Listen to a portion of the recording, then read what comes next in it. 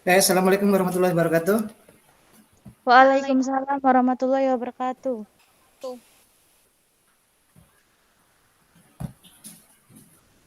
Halo, assalamualaikum.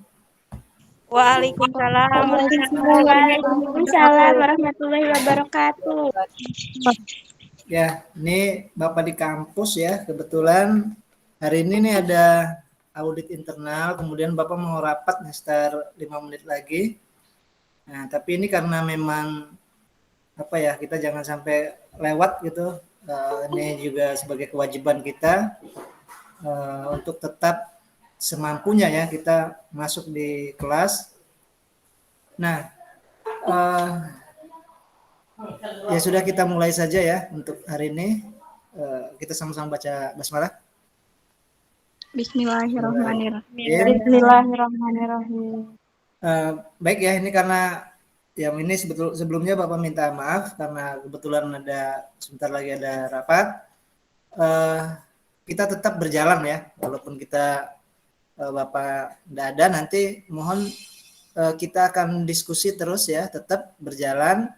Dan materi kita hari ini kan literatur, grey literatur ya, grey literatur atau literatur kelabu ya. Nah itu mungkin Bapak nanti sekitar 5 menit untuk menyampaikan apa konsep grey literatur dengan contoh-contohnya.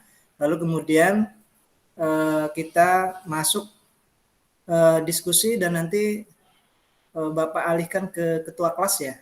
Ketua kelas siapa? Wahyu, Pak. Mana Wahyu, Pak. Wahyu mana? Ada Wahyu? Belum bergabung, Pak. Ya, atau siapa yang ini yang bisa mengkoordinir ya? Tadi siapa tuh tadi? Siapa yang bersedia? Eka? Eka siapa tuh tadi? Siapa yang bisa moderator ya? Sering moderator siapa?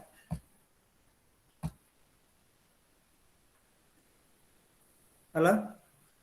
Eka bersedia ada Eka? Eka pakai laptop nggak? Pakai ini, Pak, HP. Siapa yang pakai laptop siapa? Alia? Aduh. Alia pakai laptop nggak?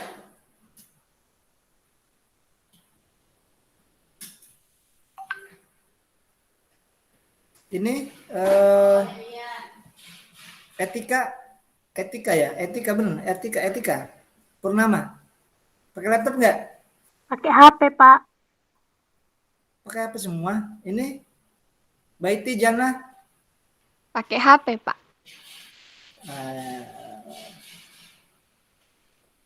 Siapa yang pakai laptop?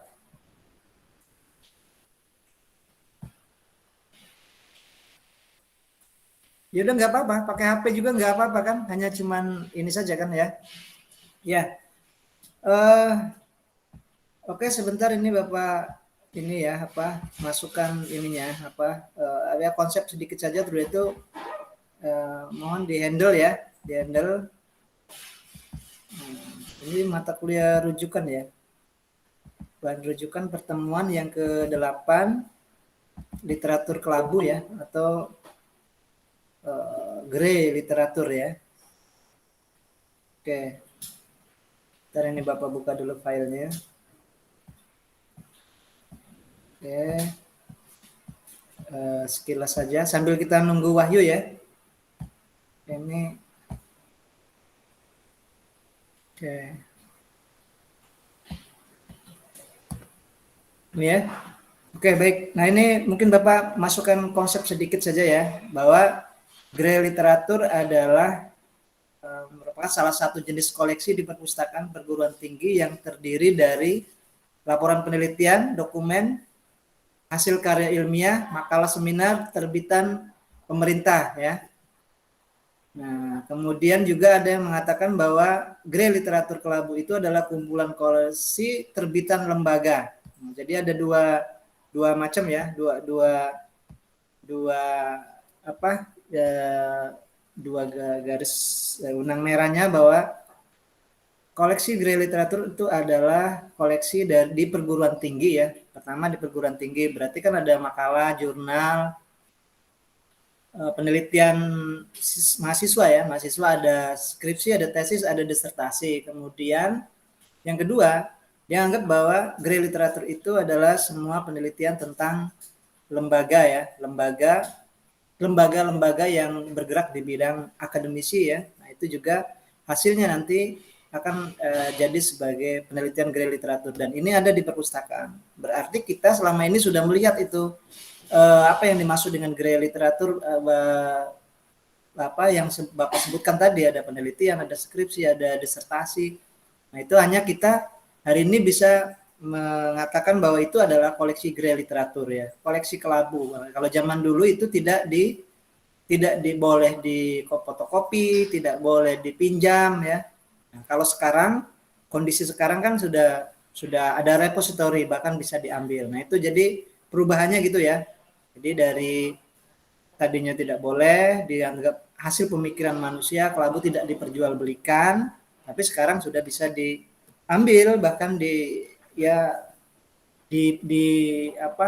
diberikan secara bebas untuk mengambilnya ya. Karena itu sebenarnya dulu kan kita banyaknya plagiasi karena tidak bisa diambil, kemudian tidak bisa dipinjam, lalu kemudian pada nulis mahasiswa kan nulis di sana, kemudian tidak terdeteksi di internet. Nah, kalau ada repository malah bahkan bisa terdetek ya. Nah, itu saja ya mungkin ya dari Bapak. Jadi itu konsep awal ininya. Kemudian 5 contoh-contoh, salah satu contoh-contoh dari file literatur itu coba diskusikan ya. Ini Bapak catat saja ya. Coba. Etika Purnama. Nanti jelaskan tentang skripsi ya. Skripsi ya. Tentang apa, Pak? Skripsi.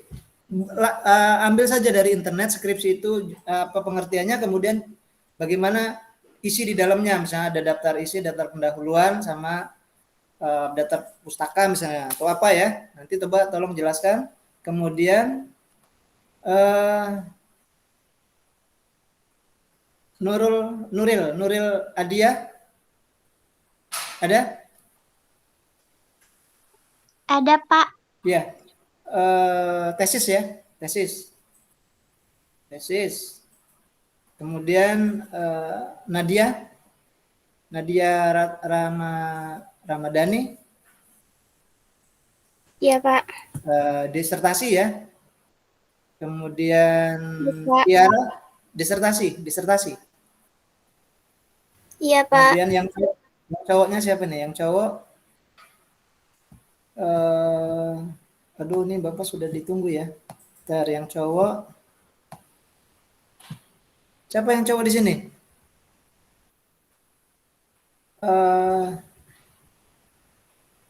Jaka Samudra ada? Jaka ada, Jaka? Ada, Pak. Ya, Jaka nanti mulai ya. Ya, mulai. Di sana kayaknya. Iya, nanti saya ke situ juga, Pak. Ini ya. Itu ya, Jaka Samudra tadi jurnal ya. Jurnal, jelaskan jurnal, pakai di screen share, kemudian teman-temannya kalau dalam mungkin bisa 10 atau 15 menit ya. 10 menit jadilah ya, 5 menit jadilah gitu ya. Kemudian Pak. tadi Bapak sudah catat ya masing-masing ya. Dia Anggraini. Iya, Pak. Penelitian dosen gitu, enggak apa-apa. Apa penelitian dosen itu apa, nanti lembaga-lembaganya apa. Ini kalau Bapak ini bisa dikupas ya, tapi karena ini mau ada rapat penelitian ya. Iya, Pak. Cantika, Iya, Pak. jurnal sudah, penelitian sudah, kemudian makalah ya. Baik, Pak. Ya, Bapak pikir itu aja dulu, itu sebagai narasumber lah katakan gitu ya. 5 menit jadilah menjelaskan. Nanti kalau sampai jam setengah jam sampai jam 9 ya selesainya ya. Nah, nanti boleh nanti Pak. ditutup. Ini ada yang koordinatornya. Dari Bapak sebutkan aja lah yang ini ya, dari ini langsung ya. Eh, Nadia ada 2 ya. Nah, Olga mana? Olga. Ada, Olga? Pak. Iya, Pak. Nah, Olga moderatornya ya. Nanti kalau tadi yang Bapak sebutkan tadi catat dulu siapa-siapa, kemudian paparan satu-satu sampai jam 9 tutup, mohon tutup ya nanti ya. Iya, Pak. Ini Bapak tetap mantau tapi mungkin Bapak ini ya, Bapak kamera Bapak matikan tapi tetap Bapak mantau ya. Silakan Olga ya. Iya, Pak. Mana coba mana ininya? Apa? Orangnya mana? Olga? Iya, Pak. Mana? Nah, coba. Pandu tadi siapa tadi yang itunya? Suruh nyebutkan lagi ya.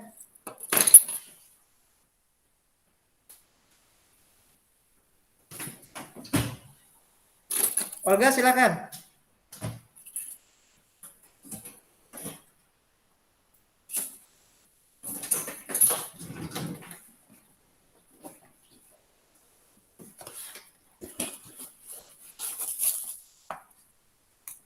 Olga mana Olga? Iya, Pak. Namanya tadi belum saya catat. Hah? Untuk namanya tadi belum saya catat, Pak. Silakan ya. Coba.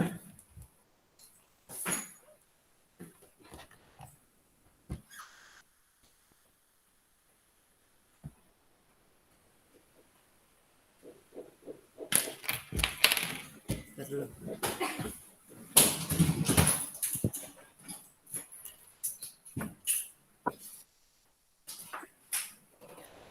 Atau langsung siapa tadi? Langsung ke siapa tadi? Silakan Olga.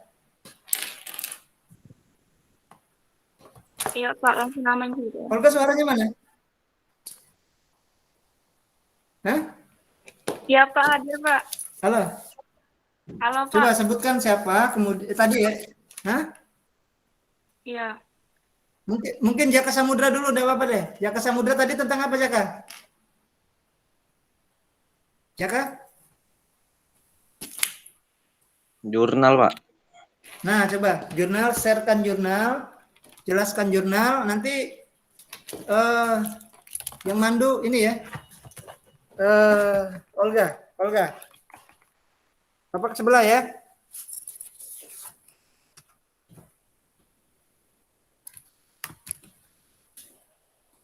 Bapak sebelah ya. Silakan.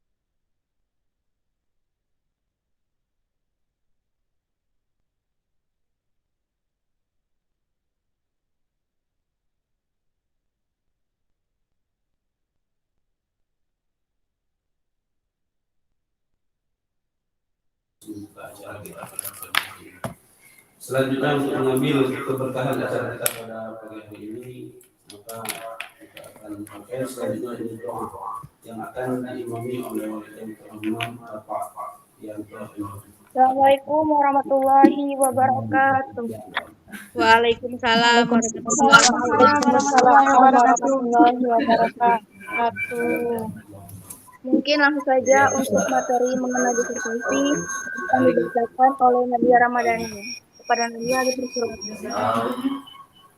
Ini akan berjalan dengan lancar, baik secara online maupun secara offline.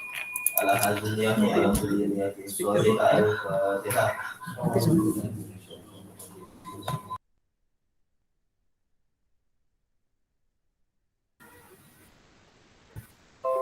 Baiklah, Assalamualaikum warahmatullahi wabarakatuh. Waalaikumsalam warahmatullahi wabarakatuh. Saya Nadia Ramadhani akan menjelaskan tentang pengertian disertasi, ciri, jenis, dan tujuan serta cara penulisannya. Yang pertama-tama, disertasi. Disertasi itu berbeda dengan skripsi dan maknanya juga beda dengan tesis. Selain perbedaan keperuntukan, skripsi untuk S1, tesis untuk S2, dan disertasi untuk S3. Ketiga hal tersebut sama-sama merupakan suatu unsur karya ilmiah yang secara garis besar memiliki kesamaan struktur, karena memuat pendahuluan, tinjauan pustaka, metodologi, pembahasan, kesimpulan, daftar pustaka, dan lampiran. Jika ditinjau dari pengertian disertasi itu sendiri, maka disertasi adalah suatu karya tulis ilmiah berupa hasil dari penelitian yang dilakukan oleh mahasiswa S3 sebagai salah satu syarat memperoleh gelar doktor. Karya ilmiah tersebut digunakan untuk mengevaluasi kemampuan mahasiswa dalam mengidentifikasi, memecahkan masalah secara ilmiah, serta memberikan kebaruan ilmu atau novelty dalam melakukan penelitian. Pengertian disertasi menurut para ahli. Menurut KBBI atau Kamus Besar Bahasa Indonesia, disertasi adalah sebagai karangan ilmiah yang ditulis untuk memperoleh gelar dokter. Sementara menurut Wikipedia, disertasi ialah sebagai paparan diskusi yang menyertai sebuah pendapat atau argumen. Mempunyai karakteristik tersendiri. Yang pertama itu dilakukan oleh mahasiswa jenjang pendidikan dokter S3. Kedua, disertasi diangkat dari suatu kajian teoritik dan didukung oleh fakta empirik dan kajiannya bersifat mendalam. Yang ketiga, penguji dari disertasi minimal merupakan seorang profesor atau dokter yang telah berpengalaman. Keempat, merupakan suatu karya ilmiah sebagaimana skripsi dan tesis, namun metodenya lebih kompleks, berbobot yang bertujuan mencari terobosan dari suatu teori dalam bidang ilmu pengetahuan. Kelima, berupaya untuk menemukan suatu kebaruan. Keenam, topik pada disertasi fokus pada kajian aktual tentang suatu disiplin ilmu sesuai dengan bidang keilmuan mahasiswa. 7. Dalam penyusunan disertasi, mahasiswa program dokter di bawah bimbingan dosen yang disebut dosen pembimbing dan karyanya dapat dipertanggungjawabkan secara ilmiah. 8. Disertasi menunjukkan kemampuan mahasiswa dalam berpikir dan berkarya ilmiah yang inovatif dan efektif dalam bidangnya dengan pendekatan inter, multi, maupun transdisipliner. 9. Disertasi memiliki nilai kemanfaatan yang tinggi untuk pengembangan suatu teori dan praktik. 10. Disertasi memuat dan menemukan alternatif pemecahan berbagai jenis rumusan masalah yang menjadi topik dalam penyusunan disertasi. Disertasi sendiri mempunyai jenis sebanyak 8. Yang pertama ialah kuantitatif. Kuantitatif sendiri merupakan penelitian yang dilakukan dengan menggunakan data berupa angka untuk dijadikan bahan analisis. Karena berupa angka-angka, maka menggunakan alat analisis statistik atau pengolah angka. Contoh aplikasi yang sering digunakan adalah SPSS, Minitab, Excel, dan lain sebagainya. Kedua ada kualitatif. Penelitian kualitatif merupakan penelitian yang digunakan untuk meneliti suatu objek alamiah. Dalam penelitian ini, peneliti merupakan instrumen kunci sehingga kualitas dan kedalam ciri hasil penelitian sangat bergantung pada keterampilan peneliti. Ketiga, pengembangan. Penelitian pengembangan merupakan penelitian yang menekankan pada pengembangan yang mengadaptasi pengembangan suatu produk. Temuan penelitian digunakan untuk merancang suatu produk dan prosedur baru yang kemudian secara sistematis diuji dievaluasi, dan disempurnakan sampai hasilnya dapat memenuhi kriteria, misalnya ditinjau dari kepraktisan dan keefektifannya. Keempat, evaluasi. Penelitian evaluatif atau evaluasi dilakukan untuk mencari atau menemukan berbagai kelemahan yang didapatkan dari implementasi suatu kebijakan, baik kebijakan yang dijalankan oleh lembaga pemerintahan, organisasi, internasional, dan lain sebagainya. Kelima, ada penelitian tindakan. Penelitian tindakan merupakan kajian sistematik yang bertujuan untuk meningkatkan mutu praktik pendidikan melalui tindakan praktis. Yang keenam, penelitian analisis isi. Penelitian ini merupakan sebuah penelitian yang berbentuk pembahasan mendalam terhadap isi suatu informasi, baik dalam bentuk tertulis atau tercetak maupun non-tercetak dan non-tulis. 7. Penelitian pustaka. Penelitian kepustakaan merupakan metode penelitian dengan cara mengadakan studi atau telaah terhadap buku, literatur, catatan, laporan, dan karya sastra yang berhubungan dengan masalah yang akan dipecahkan dalam penelitian. Dan yang terakhir, penelitian campuran. Penelitian campuran merupakan penelitian yang gabungan bentuk penelitian kualitatif dan kuantitatif. Penelitian ini melibatkan asumsi-asumsi filosofis, aplikasi pendekatan-pendekatan kualitatif dan kuantitatif, serta pencampuran atau mixing kedua pendekatan tersebut dalam satu pilihan. Adapun tujuan dari disertasi itu adalah sebagai berikut. 1. Sebagai tugas akhir untuk menyelesaikan studi S3 atau persyaratan lulus. 2. Disertasi merupakan karya ilmiah mahasiswa yang tidak hanya menggambarkan proses menuangkan gagasan atau ide dalam bentuk tulisan, tetapi juga menggambarkan the entire event atau seluruh aktivitas dari proses penelitian yang dilakukan dengan memperhatikan kaidah ilmiah, yaitu rasional, faktual, sistematis, dan objektif dalam prosedur pembuktian dan penyimpulan. Yang ketiga, topik penelitian dalam disertasi dapat mengembangkan sesuatu yang akan menambah tubuh pengetahuan di bidang keilmuan yang dipilih. Keempat, seringkali penelitian disertasi membeberkan kontribusi sesuatu yang benar-benar baru. Kelima, disertasi akan mendorong mahasiswa untuk lebih memperdalam studi yang telah ditekuninya. Keenam, disertasi akan menguji keterampilan peneliti secara independen dari pengetahuan yang diperoleh mahasiswa selama mereka di universitas, dengan penilaian digunakan untuk membantu cara menentukan nilai akhir mereka. Cara menulis disertasi. Dalam pemilihan topik disertasi harus memenuhi beberapa syarat, yaitu ada 3. Pertama, orisinil, baru dan inovatif. Kedua, relevan dengan substansi bidang keilmuan. Dan ketiga, bukan duplikasi dan atau plagiasi.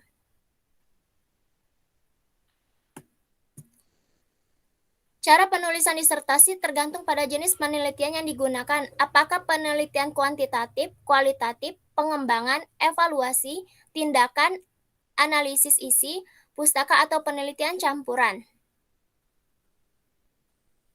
Disertasi ini terdiri dari 5 bab yang tersusun dari pertama yaitu pendahuluan, kedua tinjauan literatur, ketiga metodologi, keempat analisis, dan kelima kesimpulan, implikasi, dan saran.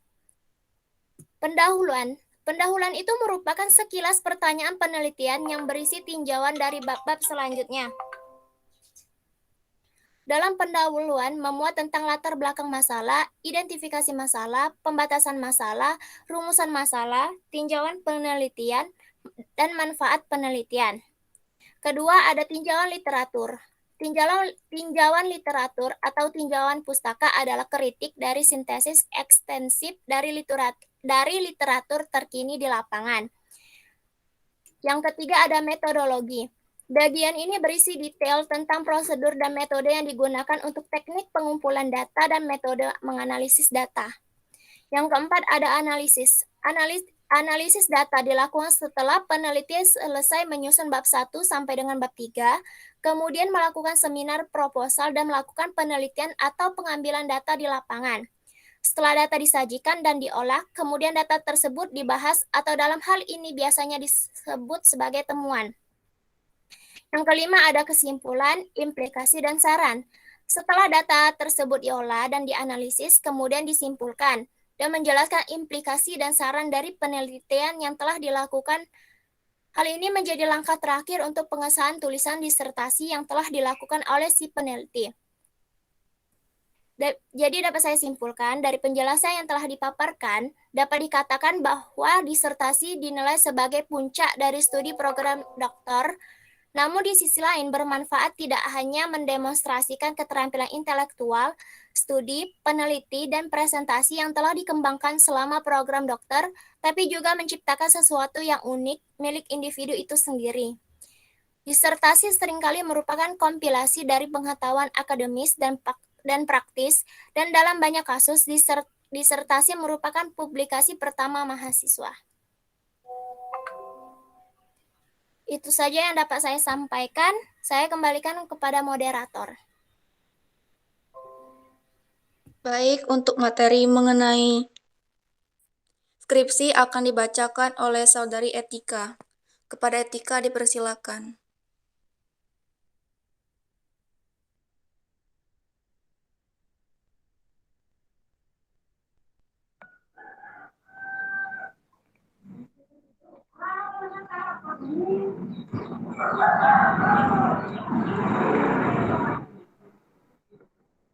Baiklah, saya akan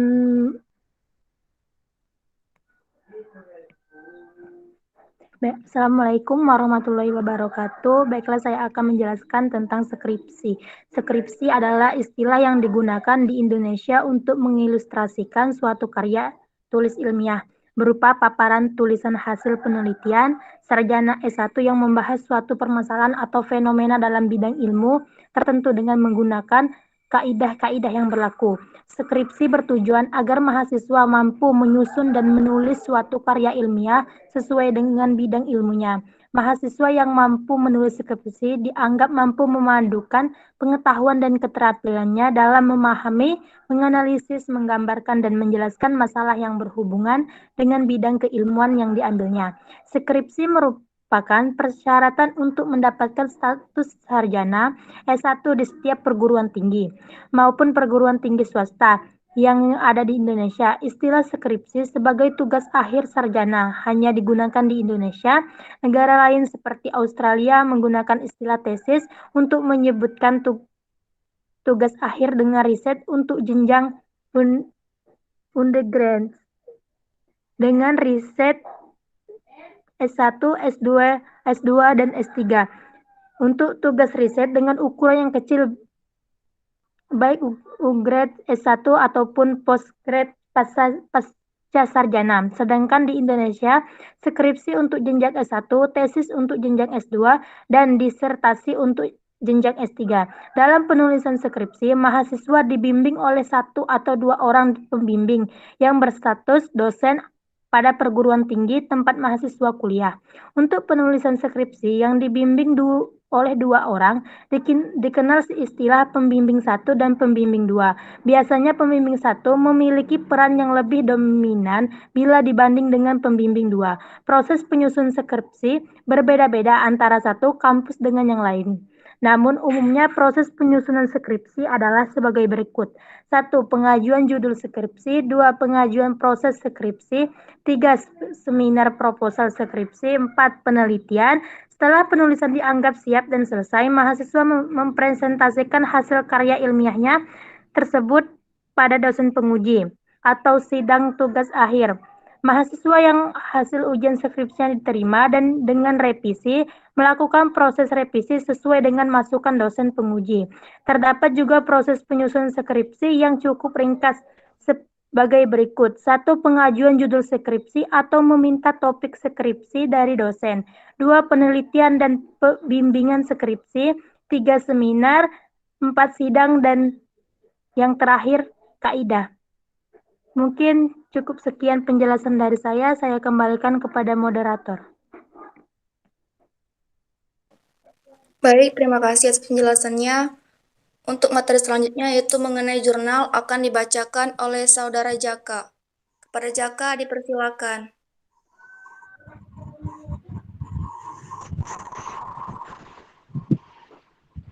Baik, selanjutnya pengertian jurnal. Dalam Kamus Besar Bahasa Indonesia, jurnal punya definisi, misalnya catatan harian, buku perantara, surat kabar, majalah, bidang ilmu, dan masih banyak pengertian yang lain. Sedangkan menurut para ahli, jurnal merupakan satu laporan mengenai hasil penelitian yang bertujuan menemukan ilmu baru yang dilakukan dengan cara ilmiah.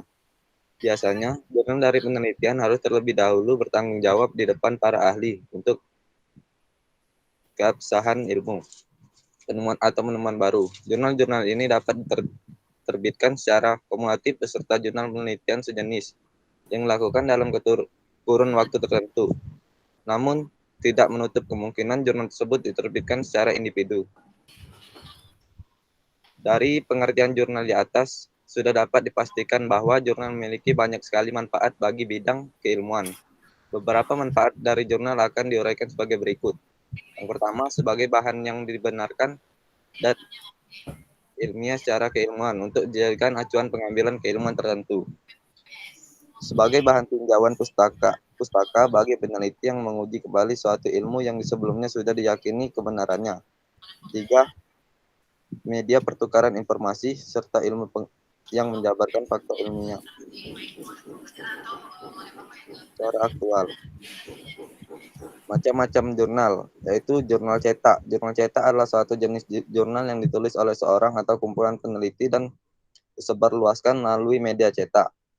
Kemudian jurnal online. Terdapat dua definisi dari jurnal online yang dipahami oleh masyarakat.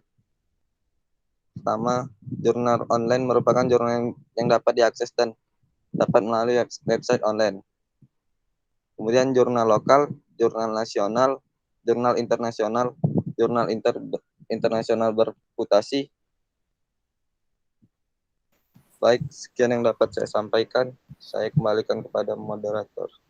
Baik, coba tadi Olga. Halo Olga. Iya, Pak. Iya, Pak. Nah, tadi sudah berapa orang tuh yang sudah memaparkan? Baru 3, Pak. 3, nggak apa ya. Ini karena ini apa? Ini Bapak sudah ya rapatnya masih online, tapi ya ini Bapak ini aja apa? Mungkin Bapak ambil alih lagi ya. Karena ada waktu sekitar 4 jam lagi. Oke, baik. Yang satu tinggal apa lagi tadi? Tinggal penelitian belum ya? Skripsi, tesis, sama makalah, Pak. Oke, sudah. Ya Bapak anggap ini ya, Bapak anggap sudah lah untuk contoh-contohnya sudah tadi sudah disampaikan ada sebagian dari kawan-kawannya ya, dan itu contoh-contoh masuk di Grey Literatur. Nah, ini mungkin Bapak nyambung lagi tadi dari materi Bapak ya sedikit lagi, karena ini kan fokusnya kita ke konsep dan manfaat Grey Literatur, tapi tadi diuraikan contoh-contohnya sudah ya. Nah, mungkin sedikit lagi ya, sekitar ada 10 menit ya sampai ke ini. Bapak buka lagi ininya materi kita yang tadi ya, biar kita bisa selesaikan ya menemukan secara utuh ya bahwa Grey Literatur itu sebenarnya tujuannya juga untuk apa gitu. Oke, baik. Tadi dari awal sudah kita sampaikan Grey Literatur itu ini ya, Grey Literatur itu ya semua koleksi yang ada di perpustakaan, di perguruan tinggi ya. Bahkan menurut ini Mason dan Raymond John Peters ya. Ini dijelaskan bahwa bukan hanya lembaga perguruan tinggi ya, tetapi juga lembaga-lembaga pemerintah yang ada kaitannya dengan bidang-bidang akademisi ya. Nah, ini institusi akademisi. Oke, ini koleksi Grey Literatur tadi sudah disampaikan ya oleh teman-teman ya, ada rekan-rekan sekalian. Nah, mungkin lanjut saja, kita jenis-jenisnya juga tadi sudah disampaikan, tapi ini ada beberapa ini ya, Grey Literatur dapat menjadi beberapa jenis. Yang pertama, Grey Literatur yang dihasilkan oleh suatu lembaga pemerintah, organisasi profesional, peneliti, universitas ya. Kemudian masyarakat, kelompok. Nah, berarti tadi yang disampaikan oleh teman-teman itu masuk dalam yang nomor 1 itu ya. Yang kedua, diterbitkan oleh organisasi profesional. Kemudian yang ketiga diterbitkan oleh organisasi non profit ya. Ya, jadi itu tadi ada oleh lembaga pemerintah, perguruan tinggi ya, kemudian juga ada lembaga profesional, nanti bisa saja nanti dari penerbit ya, penerbit kan masuk di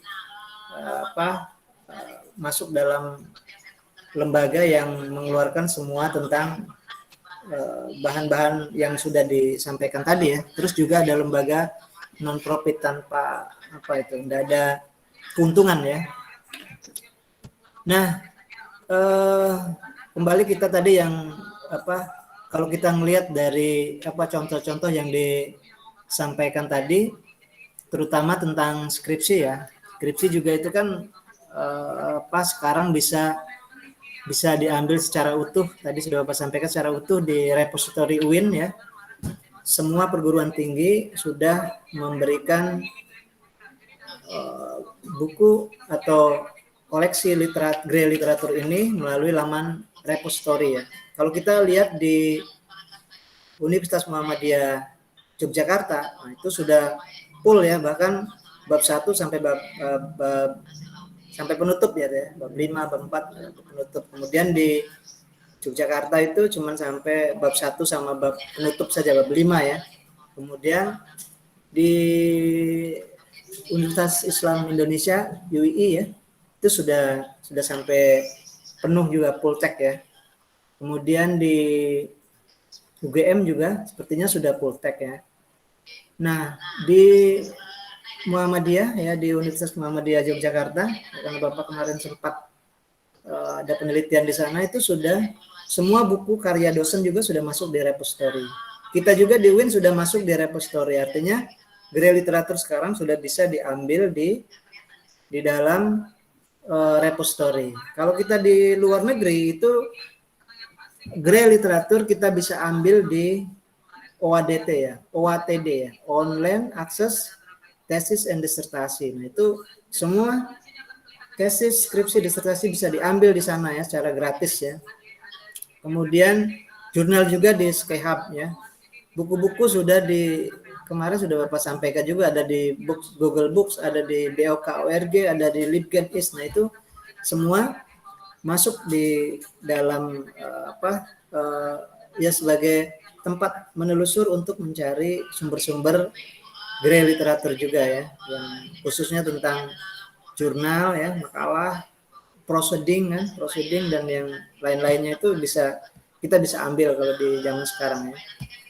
Oke, yang terakhir kita mungkin melihat manfaatnya ya, manfaat dan tujuan ya, ini ya, gerai literatur. Ini ada ya. Ini manfaatnya, jenisnya tadi sudah ya.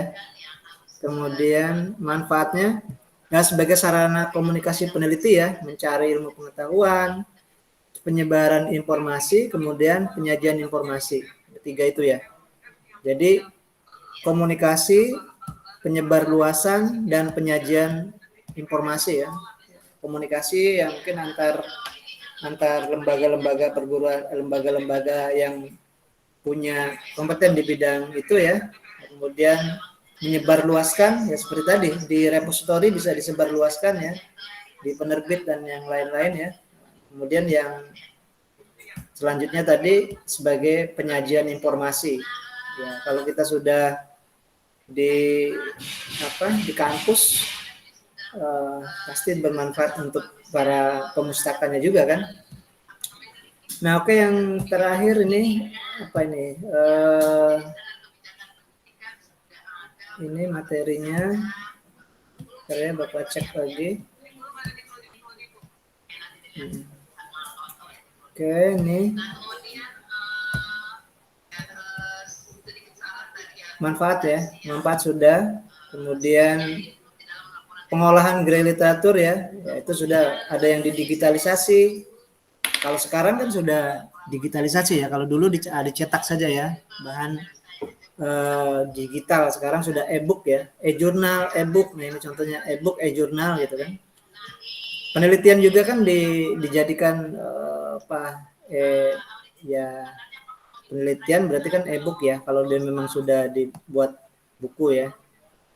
Kemudian ini tahapannya ya, menyiapkan pangkalan data, memilih gerai literatur dan dimilikinya, kemudian yaitu proses ini saja ya, proses untuk tahap-tahapan dalam mengelola gerai literatur. Biasa menyiapkan, kalau kita punya repository tadi siapkan, kemudian memilih ya yang mau di-upload ya, kemudian juga mendata kembali ya. Oke, kemudian yang terakhir ini apa nih? Pelayanan ya, pelayanan ya Bapak pikir nanti baca saja ini apa? Layanan penyimpanan, temu kembali, sama seperti berarti dengan perpustakaan ya. Berarti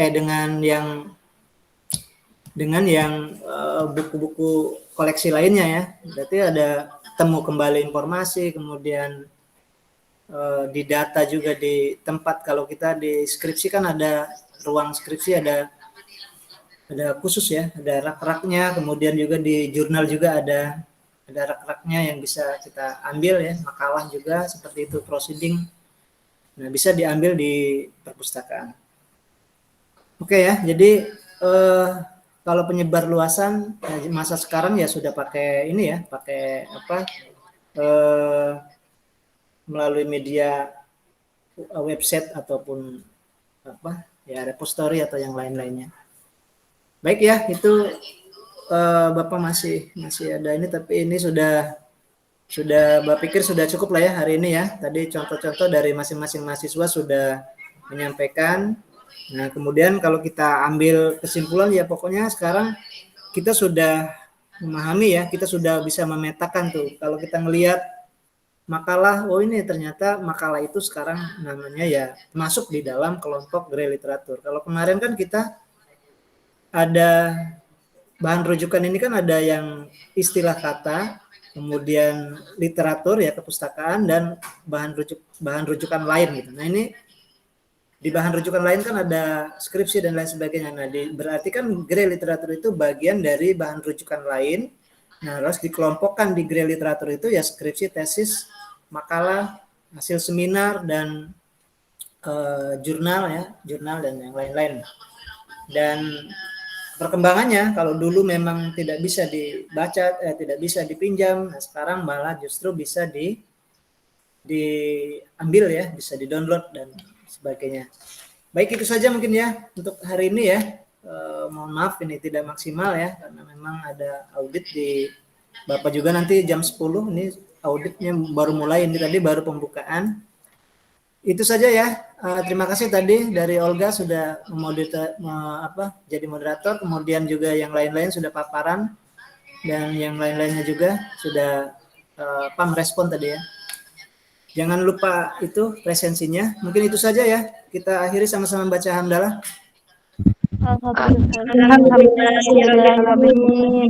Ya, Bapak akhiri. Wabillahi taufiq wal hidayah. Assalamualaikum warahmatullahi wabarakatuh. Waalaikumsalam warahmatullahi wabarakatuh. Terima kasih, Pak. Ya, makasih ya. Terima kasih, Pak. Assalamualaikum.